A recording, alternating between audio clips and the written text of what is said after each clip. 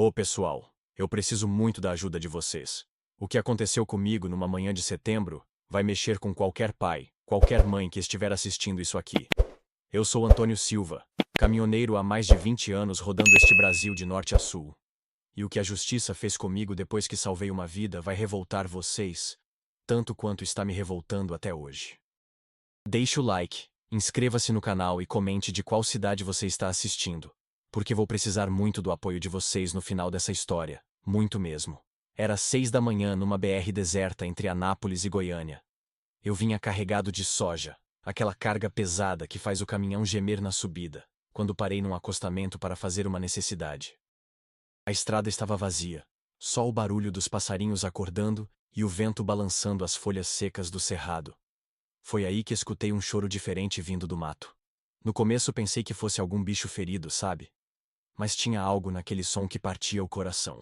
Era um choro desesperado, fraquinho, como se quem estava chorando tivesse gastado as últimas forças que tinha no corpo. Segui o barulho meio desconfiado, afastando galhos e mato fechado, quando meu coração quase parou de bater. Uma caixa de papelão velha e molhada jogada ali no meio do mato, como se fosse lixo qualquer. E dentro dela, um recém-nascido. Gente, pequenininho, vermelhinho, chorando com aquela voz fininha que só bebê tem.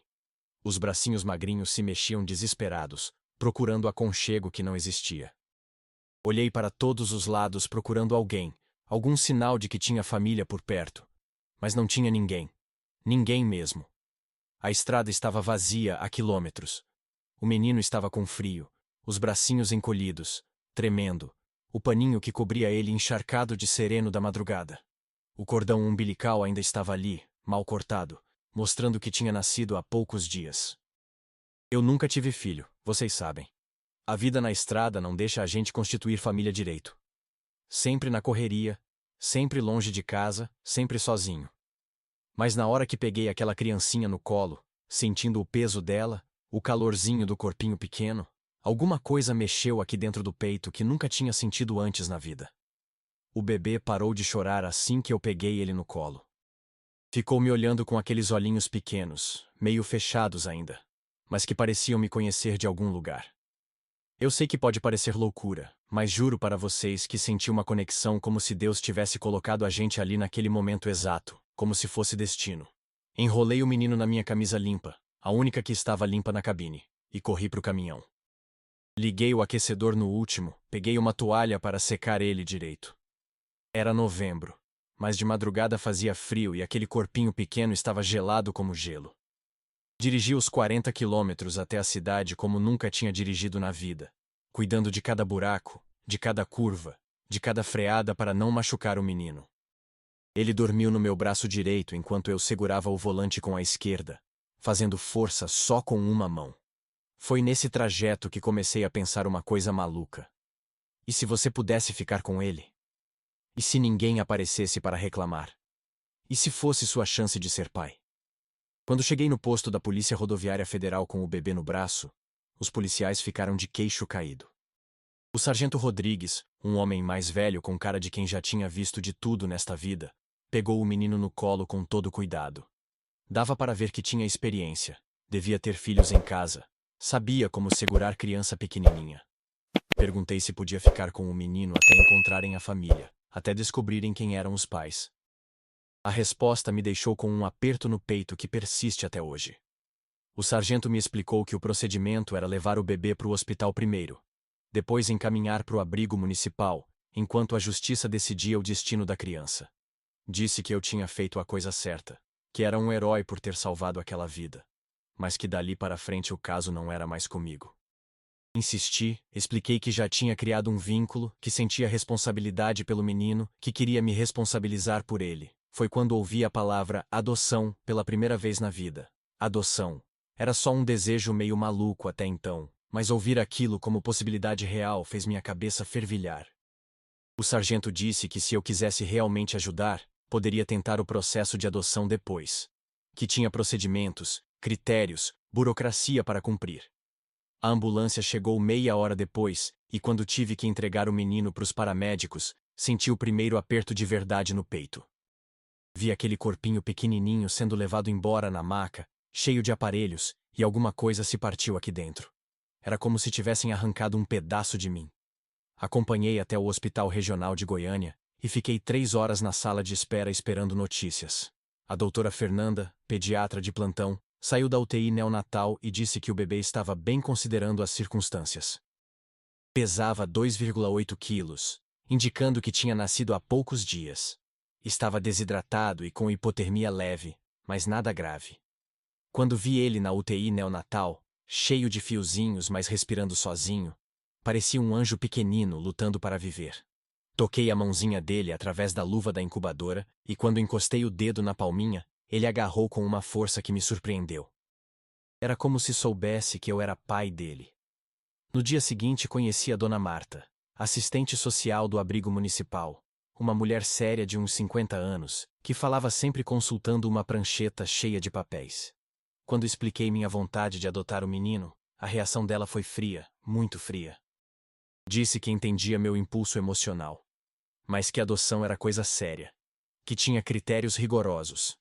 Critérios rigorosos. Essas palavras começaram a me perseguir dia e noite. Para me inscrever na fila de adoção, eu precisava ter renda comprovada e estável. Aí começavam os problemas. Ter moradia fixa. Mais problemas. Ter um modo de vida que permitisse cuidar de uma criança. Problemas enormes. Mesmo assim, insisti. Disse que estava disposto a mudar minha vida completamente pelo menino, que ia largar a estrada se fosse preciso, que ia fazer qualquer sacrifício. A Dona Marta me olhou com uma expressão que até hoje me incomoda, uma mistura de desdém e pena, como se eu fosse um coitado sonhando com algo impossível. Me deu uma lista enorme de documentos. Passei 3 dias correndo atrás de cada papel. Foi quando me dei conta de como é difícil ser caminhoneiro e provar que você tem vida estável para o sistema. Meu comprovante de renda era uma bagunça de notas fiscais de frete, recibos de diferentes empresas. Meu comprovante de residência mudava conforme a cidade onde estava dormindo na semana. Mas organizei tudo, corri atrás de cada exigência. Pedi para o contador do sindicato me ajudar. Consegui carta de recomendação de empresários que me conheciam. Juntei comprovantes de que sempre paguei impostos em dia. Fiz exame médico, exame psicológico. Visitei cartório atrás de cartório. Enquanto isso, visitava o menino todo dia no abrigo. Tinham dado o nome temporário de João para os documentos, mas para mim, ele era Gabriel. Não sei porquê, mas desde o primeiro dia eu chamava ele de Gabriel na minha cabeça. O nome significava Força de Deus, e era isso que ele era para mim. O Gabriel crescia rápido, e quando eu chegava no abrigo e pegava ele no colo, sentia que me reconhecia, parava de chorar na hora, ficava quietinho.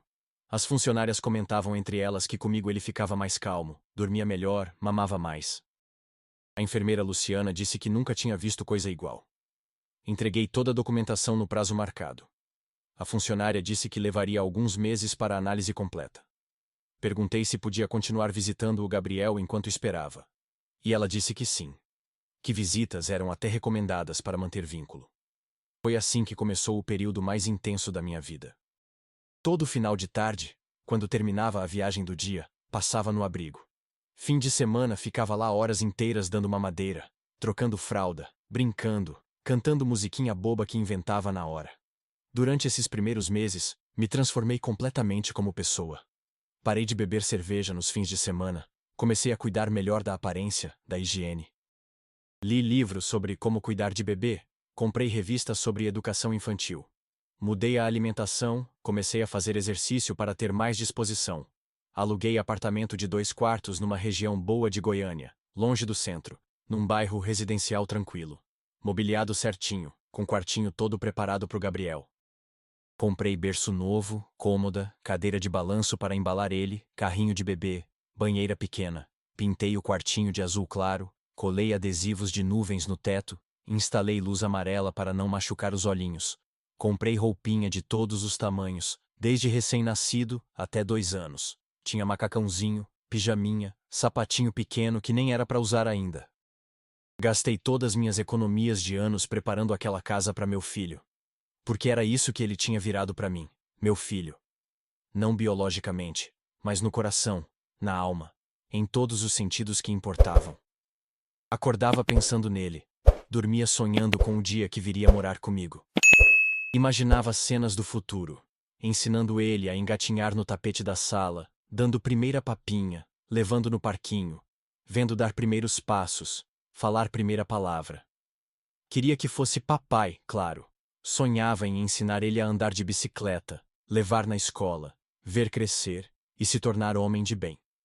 Depois de 4 meses juntando documento, chegou minha primeira convocação oficial. Era a entrevista com a psicóloga responsável pela avaliação dos candidatos à adoção. Estava nervoso, mas confiante. Tinha me preparado, lido sobre o assunto, decorado as respostas que achava que ela queria ouvir. A doutora Patrícia era uma mulher jovem, recém-formada, que me recebeu numa sala pequena cheia de diplomas na parede. Perguntou sobre minha infância, minha família, por que queria adotar, se entendia as responsabilidades. Contei minha história com sinceridade total. Cresci sem pai presente, mãe fez o que pôde trabalhando como doméstica. Sempre sonhei ter família completa. Quando falei sobre como encontrei Gabriel, como senti conexão imediata, ela anotava tudo numa prancheta com cara muito séria. Percebi que estava analisando cada palavra, cada expressão, como se estivesse procurando falha no meu discurso. Perguntou se não achava que minha ligação emocional com aquela criança específica podia estar atrapalhando meu julgamento. Disse que normalmente candidatos começavam pensando no perfil que queriam: idade, sexo, cor. Não criança específica que já conheciam. Expliquei que amor não escolhe hora nem lugar, que desde que peguei Gabriel no colo, senti que éramos destinados um para o outro. Aí começaram as perguntas sobre minha profissão, e a coisa desandou completamente. Perguntou quantos dias por mês ficava fora de casa, quantas horas trabalhava por dia, se tinha horário fixo, como ia conciliar viagens longas com cuidados de criança pequena. Por mais que explicasse que estava disposto a mudar completamente, ela parecia não acreditar.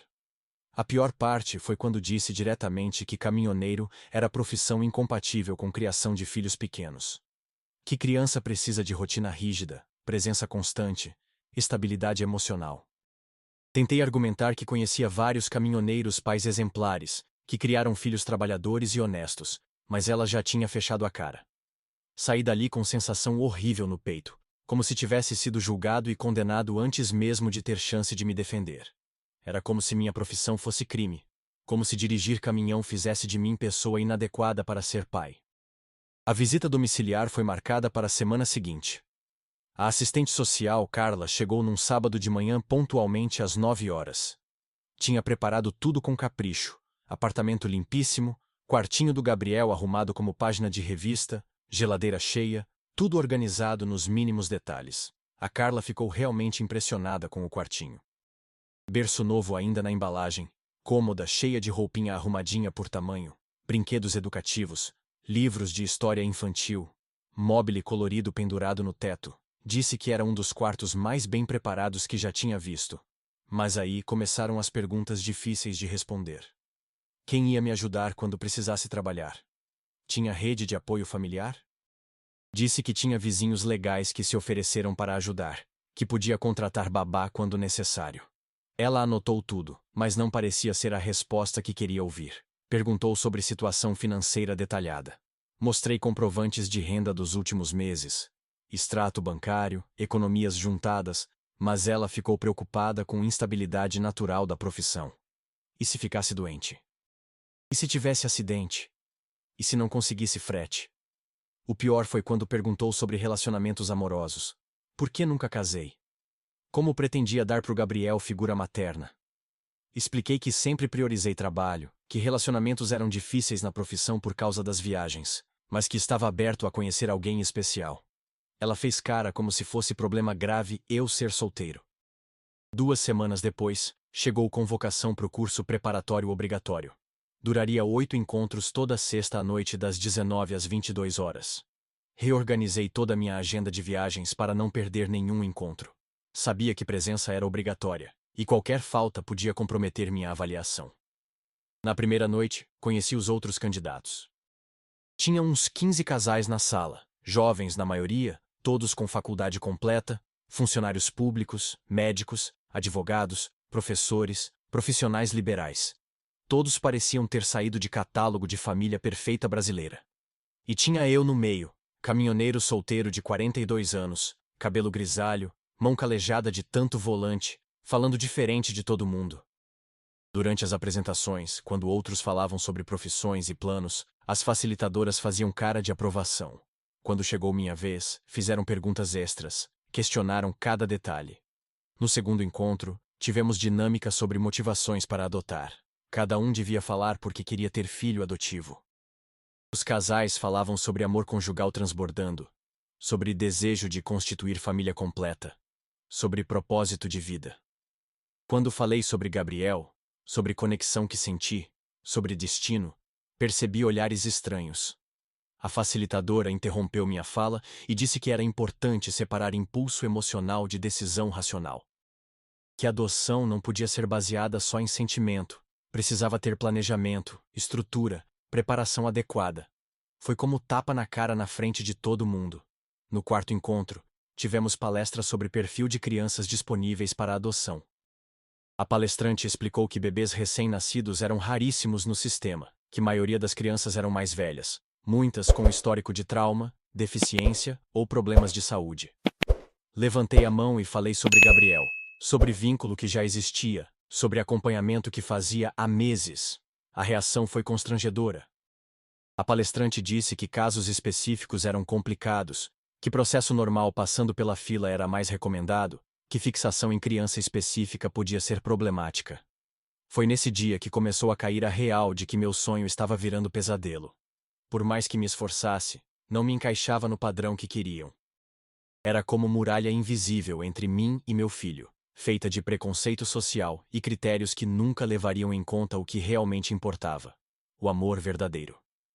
No sexto encontro, fizemos simulação de situações difíceis. Como lidar com birra? Como explicar origem? Como trabalhar questões de abandono? Respondi tudo com honestidade, falando do coração, mas percebia que minhas respostas eram consideradas inadequadas, muito emotivas, pouco técnicas. No último encontro, recebemos certificado de conclusão. A coordenadora disse que todos tinham se dedicado, mas que nem todos seriam chamados rapidamente. Que fila era longa, critérios rigorosos, paciência era virtude necessária. Olhou diretamente para mim quando falou sobre paciência. Foi numa segunda-feira de março que minha vida virou do avesso completamente. Tinha chegado de viagem curta para Brasília na madrugada e fui direto pro abrigo visitar Gabriel, como sempre fazia. Quando cheguei na recepção, a Joana me olhou com cara estranha. Era a funcionária que sempre me recebia bem, mas nesse dia ficou sem jeito, evitando meu olhar. Perguntei se podia subir ver Gabriel como de costume. Foi aí que ela disse que precisava falar com a coordenadora antes, que tinha instruções novas sobre minha visita. Senti coração apertar na hora. Que instruções? Por que de repente mudança? A coordenadora me levou numa salinha reservada e disse frase que até hoje ecoa na minha cabeça.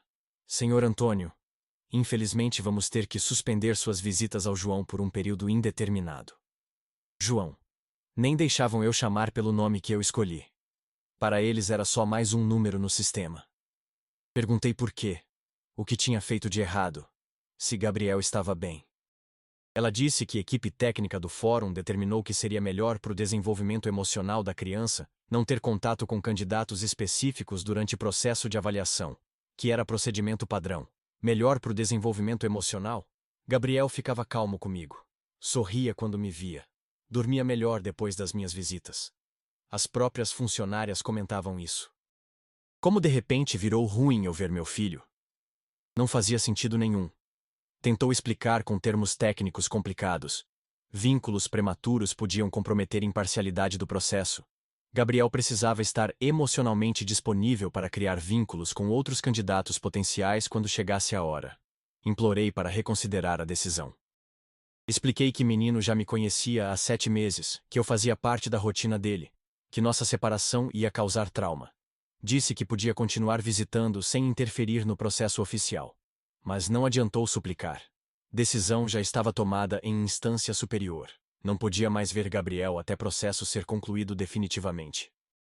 Quando perguntei quanto tempo levaria, só consegui arrancar resposta vaga. Alguns meses, talvez mais, dependia da fila e avaliações pendentes. Saí do abrigo completamente arrasado. Durante 7 meses visitava aquele menino quase todo dia. Vi crescer, mudar, aprender coisas novas. Acompanhei primeiros sorrisos, primeiro dente nascendo, primeiras tentativas de se virar sozinho.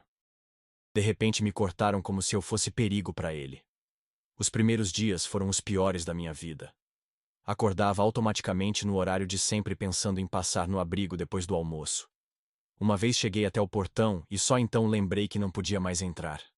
Fiquei parado ali na calçada olhando as janelas, imaginando Gabriel lá dentro. Tentei ligar várias vezes, pedindo só para saber como ele estava, se dormia bem, se mamava direitinho.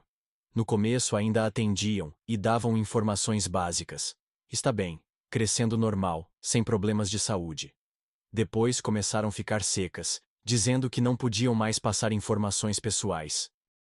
Uma vez a própria Dona Marta atendeu o telefone e disse rispidamente que eu estava dificultando o trabalho da equipe técnica, que precisava respeitar decisão judicial, que minha insistência só provava que ainda não tinha maturidade emocional para processo de adoção. Foi numa ligação que descobri algo que partiu meu coração em 1000 pedaços. A Joana deixou escapar que Gabriel ficou muito agitado nas primeiras semanas depois que cortaram minhas visitas. Chorava mais que normal, dormia mal, rejeitava a mamadeira de algumas cuidadoras, ficava olhando para a porta esperando alguém. Percebeu que falou demais e desligou o telefone rápido, mas já era tarde. Meu menino estava sofrendo, sentindo minha falta, não entendendo por que pessoa mais importante da vida dele tinha sumido do nada. E eu não podia fazer nada para consolá-lo. Procurei assistente social responsável pelo meu caso no fórum para tentar reverter situação. A doutora Sandra me recebeu com frieza total. Disse que decisão tinha sido tomada em conjunto pela equipe multidisciplinar e questioná-la só demonstrava que eu não estava preparado emocionalmente para responsabilidades da paternidade. Preparado emocionalmente. Como se sentir saudade do próprio filho fosse defeito de personalidade. Como se sofrer com separação forçada fosse sinal de imaturidade. Tentei explicar que sofria porque amava, que dor era prova do vínculo, não problema para resolver. Passei a viver em angústia constante que consumia cada minuto do meu dia. Cada dia sem notícias do Gabriel era tortura física. Imaginava ele chorando de noite, procurando por mim, esticando o bracinho quando ouvia barulho na porta, esperando que fosse eu chegando. Trabalho virou refúgio e tormento ao mesmo tempo. Na estrada tentava me distrair ouvindo música, conversando com outros caminhoneiros, mas sempre voltava a pensar nele. Em cada parada comprava alguma coisa para o Gabriel. Chupetinha, brinquedinho, roupinha, e depois lembrava que não podia entregar. 3 meses se passaram sem ver meu menino. Eu que salvara aquela criança do abandono, que cuidei quando ninguém mais estava. Virei persona non grata no lugar onde meu próprio filho morava. Foi quando comecei a desconfiar que havia algo mais por trás dessa separação forçada. Talvez não fosse só procedimento burocrático. Talvez tivessem outros planos para o Gabriel. Outros candidatos sendo preparados enquanto eu era mantido longe. A suspeita me corroía por dentro, mas não tinha como provar nada. Foi num sábado, quando estava carregando soja num armazém, que descobri parte da verdade que mudaria tudo. Reconheci um funcionário do turno da tarde. Era Marcos, que trabalhava também meio período noturno no abrigo para complementar renda. Quando me viu, perguntou se ainda estava tentando adotar aquele menino que encontrei. Contei sobre suspensão das visitas, sobre meses sem notícias, sobre desespero que sentia. Marcos ficou com cara estranha, como quem sabe algo importante, mas não quer se comprometer falando. Insisti tanto que ele cedeu e me levou num canto reservado do armazém. Começou a contar coisas que fizeram meu sangue ferver de raiva. Disse que já fazia 3 semanas que rolava conversa discreta no abrigo sobre Gabriel ser encaminhado para casal de outro estado. Casal que nem estava na fila oficial da nossa comarca, que tinha aparecido do nada com documentação especial. Como assim? Marcos explicou baixinho que tinha esquemas funcionando por baixo dos panos. Alguns casais com influência conseguiam pular etapas, acelerar processos, furar filas usando contatos no judiciário. O tal casal era de Brasília. Marido trabalhava em órgão federal importante. Esposa era médica conceituada. Tinham contatos poderosos no Tribunal de Justiça, e processo deles estava sendo tratado com prioridade absoluta, em segredo de justiça para proteger privacidade. Já tinham visitado Gabriel 2 vezes em horários reservados, sempre em dias que ninguém mais estava presente para ver. Quando ouvi isso, senti raiva que nunca tinha sentido na vida. Então era por isso que me afastaram do Gabriel. para limpar o caminho para os aproveitadores chegarem e levarem meu filho embora. Para ele não ter vínculo comigo quando aparecessem com papelada carimbada. Marcos ainda disse que conversas no abrigo eram de que já estava praticamente decidido. O tal casal tinha perfil considerado ideal pela justiça. Jovens, formação superior, casa própria, situação financeira estável, tudo que eu não tinha. E conseguiram que o processo corresse em total sigilo. Perguntei quando isso ia acontecer. Disse que ouviu comentários de que seria nas próximas semanas, só esperavam assinar últimos papéis burocráticos. Depois, Gabriel seria transferido para Brasília, e eu nunca mais veria. Nunca mais veria meu filho. Cheguei em casa naquele sábado completamente transtornado. 7 meses cuidando daquele menino, visitando todo dia, criando vínculo forte, preparando vida inteira para ele. No final, casal de doutor aparecia do nada e levava tudo com uma canetada bem dada. Passei fim de semana pensando no que fazer, como reagir. Não podia aceitar quieto que levassem Gabriel assim. Não depois de tudo que passamos juntos, de todo o amor que construí por ele. Tinha que haver alguma coisa que pudesse fazer, algum recurso, alguma forma de lutar. Segunda-feira cedo fui direto para o Fórum da Infância e Juventude. Queria entender oficialmente se era verdade, se realmente tinha outros interessados na criança, como funcionava o processo. Funcionário do protocolo confirmou que havia múltiplos interessados na criança, que meu processo ainda estava em análise técnica. Em análise há 8 meses, enquanto outros chegavam de longe e passavam na minha frente. Perguntei qual critério era usado, como funcionava a priorização. Disse que existem situações especiais onde o processo pode ser acelerado por questões humanitárias, mas não podia dar detalhes específicos. Humanitárias. Que humanitário tinha em tirar criança de quem salvou, de quem cuidou, de quem amou primeiro? Saí de lá mais revoltado ainda. Era oficial que tinha panelinha funcionando. Quem tinha pistolão passava na frente. Quem era trabalhador honesto ficava na fila sendo enrolado indefinidamente. Liguei para 3 advogados diferentes perguntando se havia algo que pudesse fazer legalmente. Maioria disse que processo de adoção era muito complicado, difícil de questionar decisões do judiciário. Um foi mais direto. Se realmente havia casal com influência forte, seria quase impossível reverter decisão. Foi quando tomei decisão mais corajosa da minha vida. Não ia deixar levarem Gabriel sem fazer barulho. Não ia aceitar que transformassem meu filho em moeda de troca política. Ia lutar de frente contra esse sistema podre, mesmo que sozinho, mesmo sem chance. Porque era disso que se tratava no final das contas. Não sobre quem amava mais, quem tinha mais condições, quem seria melhor pai. Era sobre quem tinha poder, quem conhecia a gente certa, quem podia acelerar papelada. E vocês sabem o que mais me revoltava? Tenho certeza de que se fosse qualquer doutor que tivesse passado na estrada naquela manhã, nem teriam parado o carro.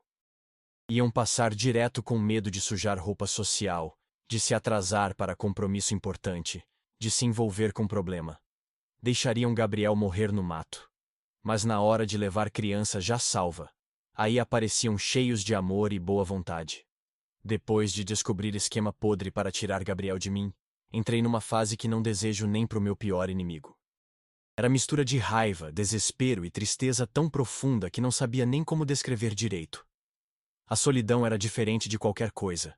Doía fisicamente, pesava no peito como pedra enorme. Acordava 4 da madrugada pensando no Gabriel. Perguntava se estava dormindo bem na cama do abrigo, se sentia minha falta, se chorava procurando por mim. Ficava imaginando o rostinho dele, que devia ter mudado muito nesses meses sem me ver. Será que ainda sorria quando ouvia voz parecida com a minha? As noites eram piores que tudo. Caminhava pelo apartamento igual alma penada. Entrava no quartinho preparado e ficava sentado na cadeira de balanço que comprara para embalar meu menino. Pegava brinquedos, roupinhas pequenas penduradas no armário e chorava como não chorava desde criança. Comecei a ter pesadelos horríveis toda noite. Sonhava que Gabriel me chamava chorando, estendia bracinhos pequenos na minha direção e eu corria para pegar ele. Mas sempre tinha barreira, muro alto, rio caudaloso, pessoas impedindo passagem. Acordava molhado de suor, coração disparado. Levava horas para conseguir dormir de novo. Uma vez parei num posto na Bahia e tinha caminhoneiro amigo viajando com esposa e bebê de uns 8 meses. Menino tinha mais ou menos idade que Gabriel devia estar. Fiquei de longe olhando a família. Pai fazendo graça, mãe dando mamadeira, criança rindo e batendo palminha no colo. Era exatamente tudo que eu queria ter na vida. Família pequena, mas unida. Filho para criar com amor. Propósito para viver além do trabalho. O caminhoneiro, seu João, veio conversar comigo e começou a falar do filho com orgulho típico de pai novo. Quando perguntou se eu tinha filhos, travei completamente. Não consegui responder direito. Disse que estava tentando adotar, mas estava complicado, que burocracia era difícil. Ele deu tapinhas no ombro e disse que ia dar certo, que Deus conhece o coração das pessoas boas. Se soubesse da verdade toda, não seria tão otimista. Comecei a evitar lugares onde tinha criança pequena. Mudei de supermercado porque sempre encontrava mães com bebês no colo. Parei de almoçar num restaurante que gostava porque ficava em frente de creche, e na hora do almoço ouvia crianças brincando no pátio. Cada risada, cada choro era punhalada no peito. Os poucos amigos que tinha começaram a se afastar gradualmente. Não porque fossem pessoas ruins, mas porque eu virei pessoa amarga, sempre falando dos mesmos problemas, sempre reclamando da injustiça. Quem quer conviver com alguém que só traz energia pesada? Isso só aumentava minha solidão. Teve dia que passei de caminhão perto do abrigo por acaso, voltando de entrega. Vi van branca saindo do portão principal com várias crianças dentro, provavelmente indo para passeio no parque ou consulta médica. Fiquei imaginando se Gabriel estava ali dentro, se estava crescendo bem, se estava feliz. Parei caminhão na calçada em frente e fiquei olhando até van desaparecer na esquina. Outros motoristas buzinavam irritados, mas eu não conseguia sair. Era mais perto que tinha chegado do meu filho em meses. Por alguns segundos, senti que ele estava ali, a poucos metros. Foi nessa época que comecei a entender por que tem gente que desiste de sonhos importantes, que aceita injustiça calada, que para de lutar. Porque é mais fácil se conformar que enfrentar sistema feito especificamente para derrotar quem não tem poder. Teve momentos que pensei seriamente em desistir. Esquecer Gabriel, aceitar que não ia conseguir adotá-lo, tocar vida para frente como se nada tivesse acontecido. Vender móveis do quartinho, cancelar aluguel do apartamento, voltar para a vida de antes. Seria menos doloroso que viver nessa expectativa constante. Mas aí lembrava do primeiro dia quando encontrei aquele menino no mato, do peso pequeno no meu braço, do olhinho confiante me olhando, da sensação de ter encontrado meu propósito na vida. Lembrava cada visita no abrigo, cada sorriso, cada vez que parava de chorar quando me via chegando. Como ia conseguir esquecer tudo isso? Como ia viver o resto da vida sabendo que não fiz tudo o que podia pelo meu filho? Então chorava, até não ter mais lágrima. Ficava dias, sem conseguir dormir direito. Perdia apetite completamente, mas não desistia. Porque desistir do Gabriel seria desistir de mim mesmo. Pessoal, tem pergunta que não sai da minha cabeça e me consome por dentro dia e noite. Será que por ser caminhoneiro eu sou menos pai que os outros? Essa pergunta me persegue porque é exatamente isso que o sistema está dizendo. Minha profissão me desqualifica automaticamente, como se dirigir caminhão fizesse de mim pessoa inferior para criar filho. Conheço dezenas de caminhoneiros que são pais exemplares. Homens trabalhadores que acordam 4 da manhã, enfrentam estrada perigosa, ficam longe de família para sustentar casa, que criam filhos honestos, trabalhadores, gente de bem. Mas na hora da adoção parece que profissão vira defeito grave. O que importa mesmo é diploma pendurado na parede e conta gorda no banco, como se amor fosse questão de status social ou educação formal. Como se para amar criança precisasse de mestrado em pedagogia. Como se carinho, dedicação e sacrifício não valessem nada sem papel carimbado. E tem outra coisa que me revolta profundamente até hoje. Como é possível que quem encontra a criança abandonada, quem salva ela da morte certa, não tem prioridade sobre quem só aparece depois para assinar papel? Eu achei Gabriel jogado na estrada como se fosse lixo, peguei no colo quando estava com frio e fome.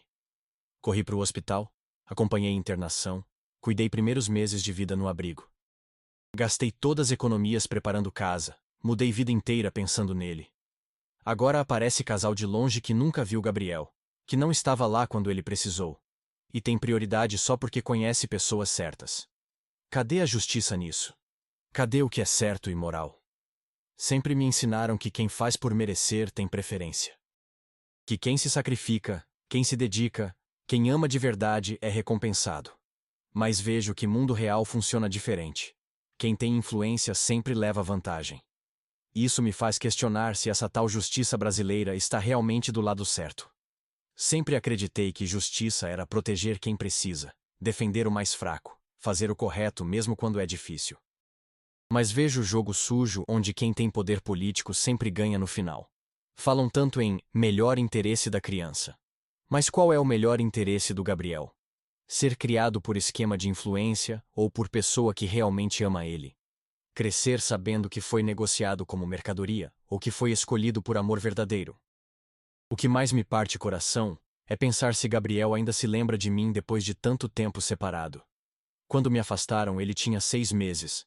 Agora deve estar com mais de 1 ano. Será que reconhece ainda minha voz? Lembra do meu cheiro? Do jeito que eu balançava ele para dormir?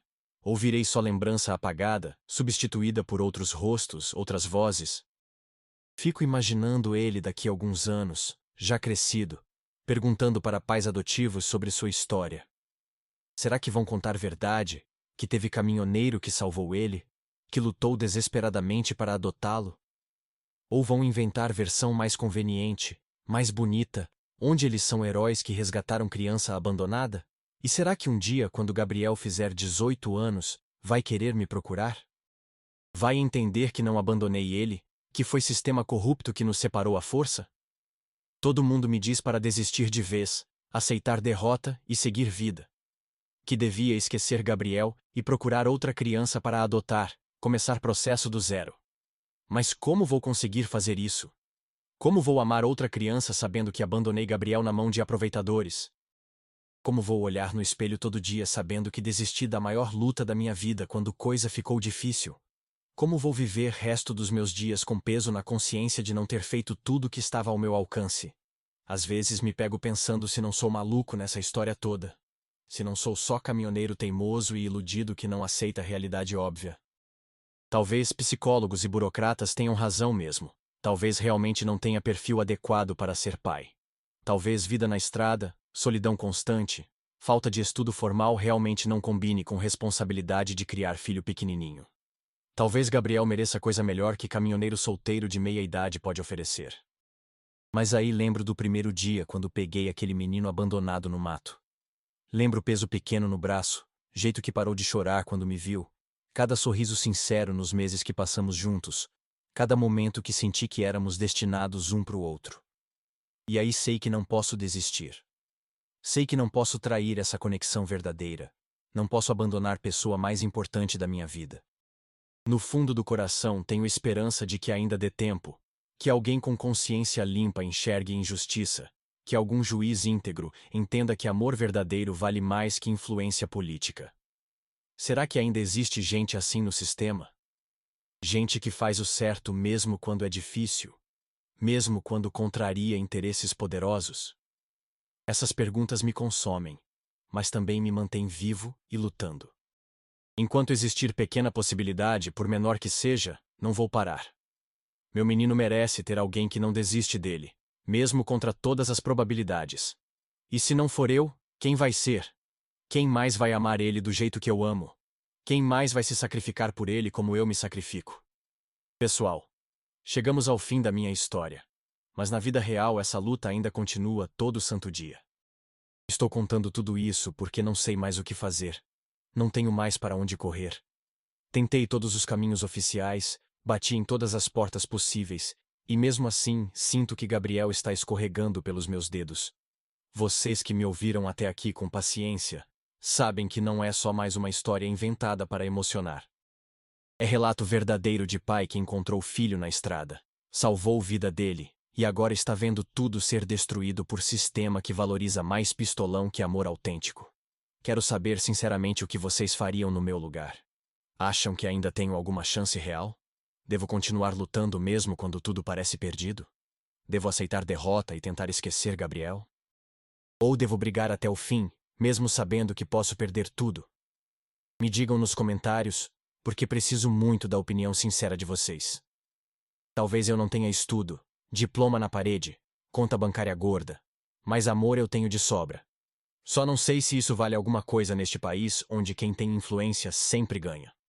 Se vocês acreditam que amor verdadeiro ainda pode vencer, se inscrevam no canal, deixem o like e compartilhem minha história. Porque só com força de vocês posso ter esperança de que ainda existe justiça neste Brasil. Meu Gabriel precisa saber que teve alguém que lutou por ele até o último suspiro. Muito obrigado por me ouvirem com o coração aberto. Até o próximo vídeo, se Deus quiser.